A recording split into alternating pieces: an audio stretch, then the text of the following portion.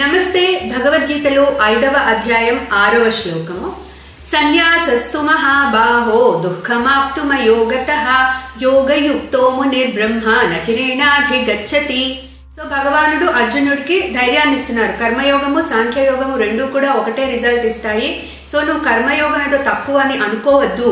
ఇప్పుడేమంటున్నారంటే సన్యాసస్తు మహాబాహో అంటే కర్మ సన్యాసము అనేది అంటే ఏంటి? నువ్వు కర్మని విడిచిపెట్టి శ్రవణ మనన నిధిధ్యాసన చేయడం కూడా అంత ఈజీ కాదు అర్జున. కర్మ సన్యాసస్తు మహాబాహో అంటే మహాబాహో అంటే అర్జున సన్యాసస్తు మహాబాహో దుఃఖమాప్తు మయోగతః. ఎందుకంటే ఆ రూట్ కర్మయోగాన్ని యోగ దుఃఖమాప్తు మయోగతః యోగ దుఃఖమాప్తుం అయోగతః అంటే ఆ యోగము అంటే ఇక్కడ కర్మయోగం. కర్మయోగము నువ్వు పూర్తిగా ఆచరించకుండా కర్మయోగం ఎక్సెల్ చేయకుండా నువ్వు కర్మ సన్యాసం చేస్తానన్నా కూడా అది చాలా కష్టాలతో కూడి ఉంటుంది. ఆ రూట్ దుఃఖమాప్తుం అయోగతః. సో ఆ రూట్ అనేది చాలా దుఃఖాలతో, ఇట్స్ నాట్ వెరీ ఈజీ.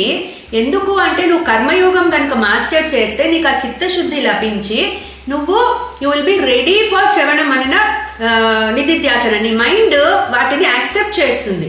లేదంటే ఈ ద్వంద్వాలు, ఇక్కడ ఉండే ఈ పోటీతత్వాలు, తర్వాత చిత్తంలో ఉండే అనుమానాలు, ఇవన్నీ నిన్ను శ్రవణము మననము చేయడానికి అడ్డుపడుతూ ఉంటాయి అర్జున. అందుకని you master karma yoga first before going to కర్మ సన్యాస అని చెప్పి యోగయుక్తో ముని బ్రహ్మ.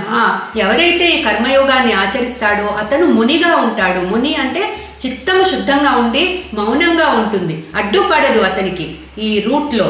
సో అటువంటి వాడు అచిరేణాది గచ్చతి. సో అటువంటి వాడు ఈ పరమాపదాన్ని తేలికగా పొందుతాడు అర్జున. సో అందుకని you master karma yoga before going to కర్మ సన్యాస అని చెప్పి భగవానుడు క్లియర్ గా చెప్తున్నారు అర్జునుడికి. క్లీం కృష్ణాయ నమః.